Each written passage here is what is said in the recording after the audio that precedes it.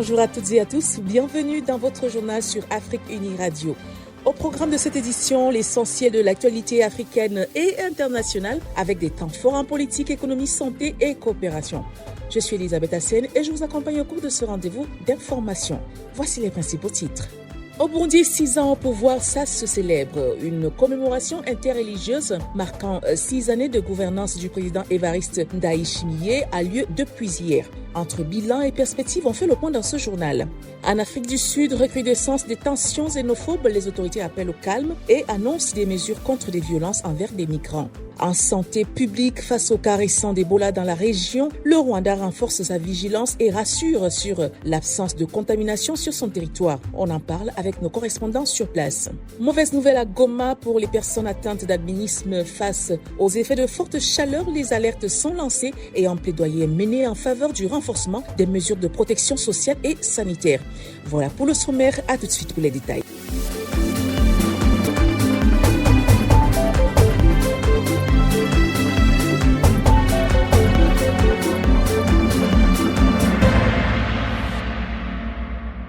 Mais d'abord, l'actualité en bref. Le 18 juin 2026 à Mocheboum, dans la région de l'Est du Cameroun, les ministres de la Défense camerounaise et centrafricaine se sont rencontrés pour renforcer leur coopération sécuritaire.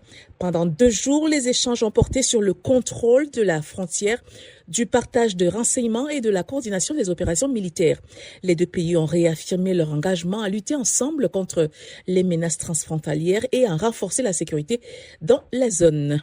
Au Niger, l'aéroport international d'Iori à Mani a été la cible d'une attaque armée ce 18 juin. Des hommes armés ont tenté de pénétrer dans le périmètre de l'aéroport, provoquant plusieurs heures d'échanges de tirs et d'explosions avec les forces de sécurité nigériennes. Selon le ministre nigérien de la Défense, l'attaque a été repoussée. Le bilan officiel fait état de 11 soldats et 2 civils tués, tandis que 22 assaillants ont été neutralisés et plusieurs suspects arrêtés. Malgré l'incident, les activités de l'aéroport ont repris normalement quelques heures plus tard. Au Sénégal, le Conseil constitutionnel a rejeté le recours de l'opposition contre la réintégration de Ousmane Sonko à l'Assemblée nationale. Dans une décision rendue le 17 juin dernier, les juges sont déclarés incompétents, estimant que l'affaire relève du fonctionnement interne du Parlement. Ousmane Sonko conserve ainsi son siège de député et son poste de président de l'Assemblée nationale. Les discussions contre l'Iran et les États-Unis sont suspendues. Les pourparlers prévus en Suisse ont été reportés car Téhéran demande plus de garanties à Washington. L'accord de principe reste toutefois en place et prévoit 60 jours de négociations sur le nucléaire iranien, les sanctions et la sécurité dans le Golfe. Israël, allié des États-Unis, reste prudent et le ministre Benjamin Netanyahou veut un accord qui limite le nucléaire iranien, les missiles et l'influence de l'Iran. Pendant ce temps, les opérations israéliennes continuent au Liban, ce qui complique les négociations. Nous l'annoncions en titre depuis hier, les autorités burundaises, les responsables religieux et plusieurs citoyens participent à une commémoration interreligieuse marquant les 6 années de pouvoir du président Évariste Ndayishimiye. L'occasion est propice pour dresser un bilan des principales réalisations, mais aussi des défis qui continuent de marquer son mandat. C'est l'analyse de notre rédaction par Achille Antedi depuis Bujumbura. 6 ans déjà qu'Évariste Ndayishimiye dirige le Burundi. Arrivé au pouvoir le 18 juin 2020, il avait promis de faire du Burundi un pays réconcilié, prospère et ouvert sur le monde. 6 ans plus tard, quel bilan peut-on dresser? Sur le plan diplomatique, le président Ndayishimiye a incontestablement redonné une visibilité internationale au Burundi. Les relations avec plusieurs partenaires étrangers se sont améliorées et le chef de l'État a multiplié les initiatives régionales. En février 2026, il a même accédé à la présidence tournante de l'Union africaine, une reconnaissance importante pour le pays sur la scène continentale. À l'intérieur du pays, son gouvernement a placé le développement économique au cœur de son action. La vision d'un Burundi émergent en 2040 et développée en 2060 est devenue le principal cadre stratégique des politiques publiques. Les autorités mettent en avant la modernisation de l'administration, l'encouragement à l'entrepreneuriat, la promotion de l'agriculture et les investissements dans les infrastructures. Autre élément souvent souligné par ses partenaires, la proximité du président avec la population. Évariste Ndayishimiye a effectué de nombreuses descentes sur le terrain et multiplié les séances de moralisation et d'échanges avec différentes catégories de la société, notamment les jeunes, les médias et les leaders religieux. Mais ce bilan comporte également des zones d'ombre. Malgré les ambitions affichées, le Burundi continue de faire face à des difficultés économiques importantes. Le coût de la vie, les pénuries récurrentes de certains produits dont le carburant, les défis liés aux devises étrangères et le chômage des jeunes restent des préoccupations majeures pour une grande partie de la population. Sur le plan de la gouvernance, des organisations de défense des droits humains continuent également de formuler des critiques concernant les libertés publiques et l'espace politique. Ces questions demeurent au cœur des débats sur l'avenir démocratique du pays. 6 ans après son investiture, Évariste Ndayishimiye peut revendiquer des avancées diplomatiques et une vision de développement clairement affichée. Toutefois, la réussite de son héritage politique dépendra largement de sa capacité à transformer ses ambitions en amélioration concrète du quotidien des Burundais. C'était notre regard sur les 6 années de pouvoir du président Évariste Ndayishimiye alors que le pays commémore cet anniversaire dans un esprit de prière et d'unité interreligieuse. Antedi Achille depuis Bujumbura pour Afrique Unie Radio. Et puis en Afrique du Sud, la question de la xénophobie revient au premier plan de l'actualité. Depuis plusieurs semaines, des manifestations hostiles aux migrants se multiplient, provoquant des violences, des déplacements des populations, des tensions diplomatiques avec plusieurs pays africains. Face à cette situation, le président Cyril Ramaphosa appelle au calme et promet des mesures contre les groupes à l'origine des attaques. Les détails avec Fanny Chamamba. L'Afrique du Sud est devenue de nouveau confrontée à un vieux de mots, la xénophobie. Depuis le mois de mai, plusieurs villes du pays connaissent une montée des tensions contre les étrangers, principalement originaires d'autres pays africains. Des commerces ont été pillés, des habitations attaquées et plusieurs personnes ont perdu la vie dans des violences attribuées à des groupes anti-immigration. À l'origine de ces scolaires, un sentiment largement répandu dans une partie de la population sud-africaine, c'est lui que le migrant serait responsable du chômage, de l'insécurité et de la pression sur les services publics. Pourtant, de nombreux experts contestent cette analyse et rappellent que les difficultés économiques du pays sont avant tout liées à des problèmes structurels internes. Le contexte économique est en effet particulièrement difficile.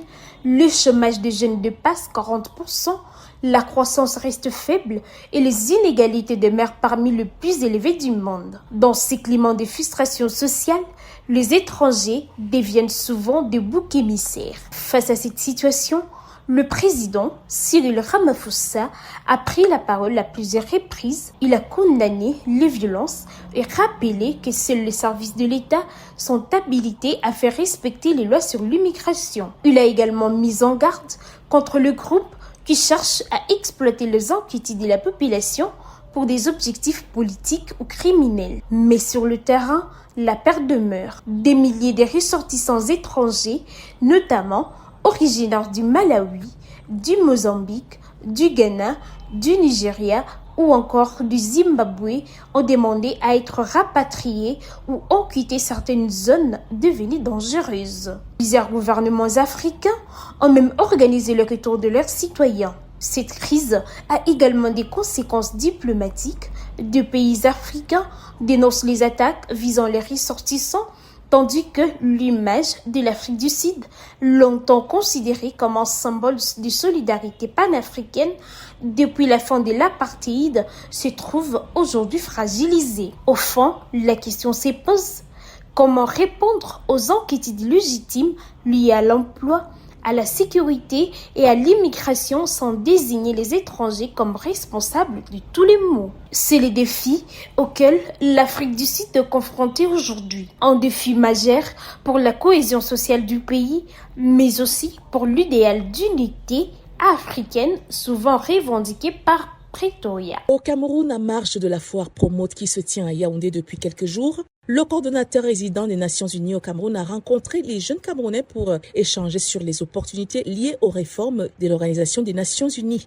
L'initiative ONU 80 qui vise à moderniser l'organisation suscite beaucoup d'espoir, mais aussi des questions auxquelles répond Issa Sanogo, coordonnateur résident des Nations Unies au Cameroun. On l'écoute. Les Nations Unies travaillent essentiellement pour accompagner les priorités du gouvernement. Donc on a beaucoup de projets qu'on fait avec les ministères sectoriels et ces projets-là ont au cœur la question de la participation des jeunes et la question de la participation des femmes. Ensuite, il y a la mise en œuvre opérationnelle de ces projets sur le terrain. Cette mise en œuvre opérationnelle est souvent faite par la société civile par rapport à nos programmes. Mais en plus de ça, on a des mécanismes d'accompagnement, de renforcement des capacités individuelles.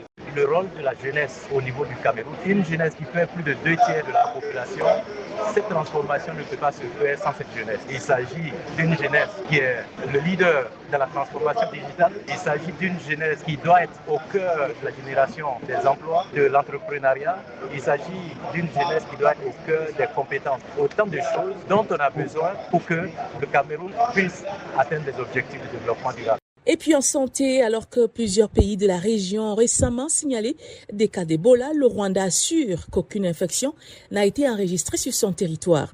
Les autorités sanitaires qui ont renforcé les mesures de prévention et de surveillance aux frontières affirment maintenir une vigilance constante afin d'empêcher l'introduction du virus dans le pays. Le ministre de la Santé, Sabin Nsanzimana, a réaffirmé que le Rwanda demeure exempt de tout cas d'Ebola. Selon lui, la maladie n'a jamais été détectée dans le pays et les autorités tentent de maintenir cette situation malgré les risques liés à la circulation du virus dans certains États voisins. Face aux menaces sanitaires régionales, le Rwanda a renforcé les dispositifs de contrôle au point d'entrée du pays. Les voyageurs soumis à des contrôles des températures et à des vérifications visant à identifier d'éventuels facteurs de risque liés à leur déplacement.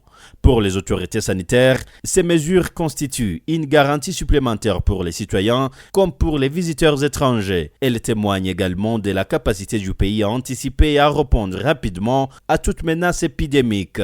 Le ministre a par ailleurs indiqué que des analyses ont été réalisées afin de rechercher la présence de la souche Bundibugyo du virus Ebola. Aucun résultat positif n'a été enregistré jusqu'à présent.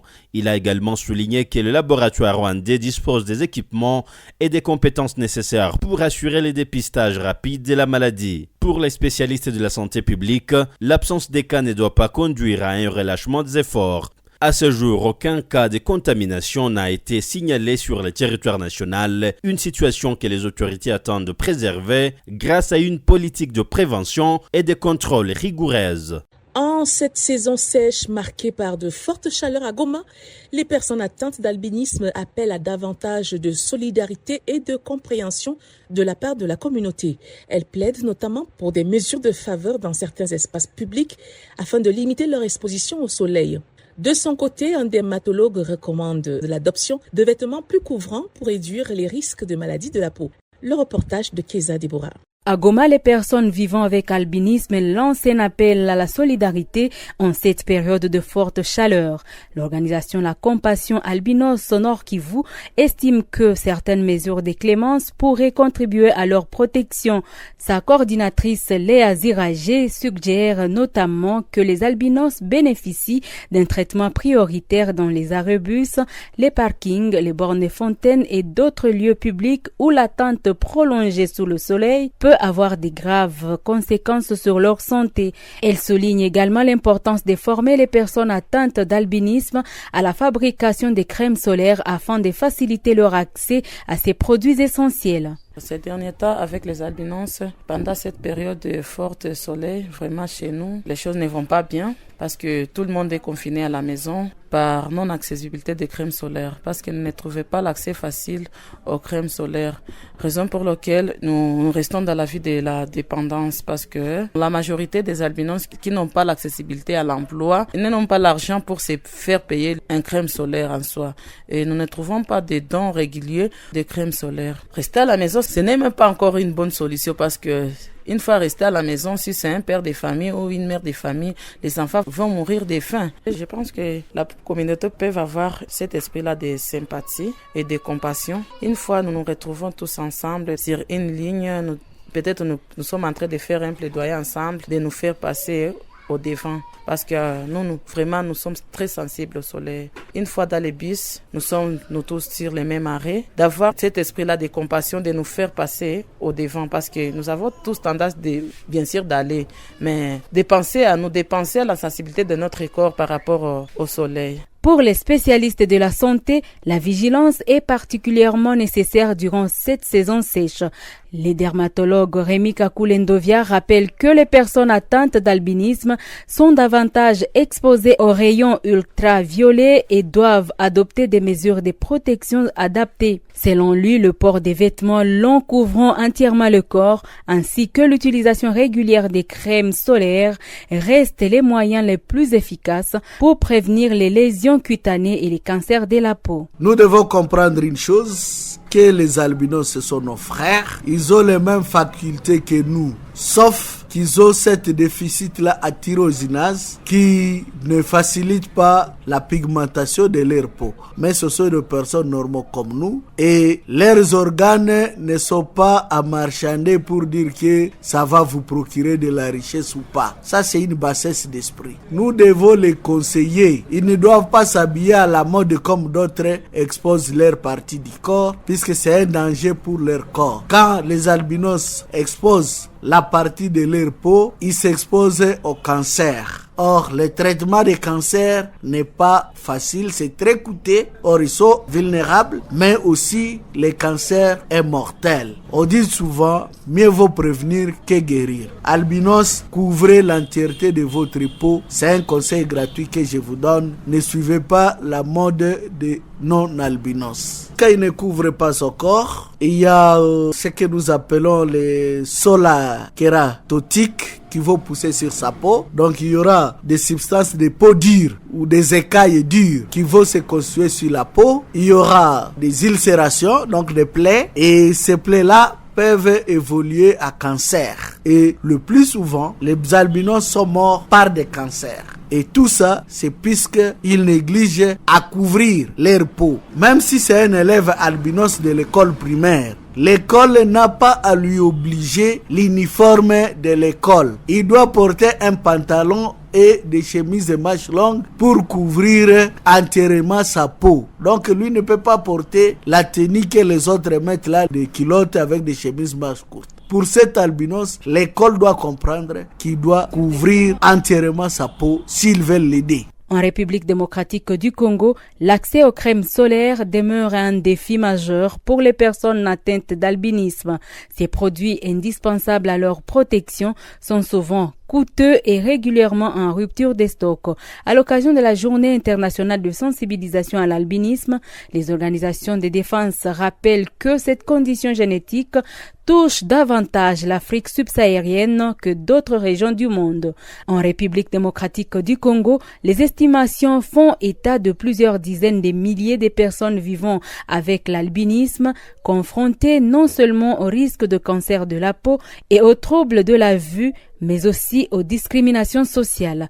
Depuis Goma, Keza Deborah pour Afrique Unie Radio. Et puis en sport, Coupe du Monde 2026, 4 rencontres prévues ce vendredi. Les États-Unis étaient face à l'Australie au stade de Seattle.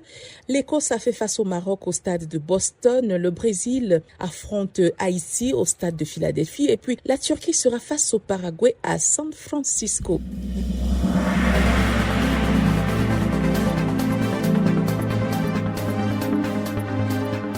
Voilà qui met un terme à ce journal. Merci de votre fidélité et de votre attention. Restez connectés à l'actualité en continu sur nos pages Facebook, X pour ne rien manquer de l'information. Prenez soin de vous et à bientôt pour une nouvelle édition du journal sur Afrique Unie Radio.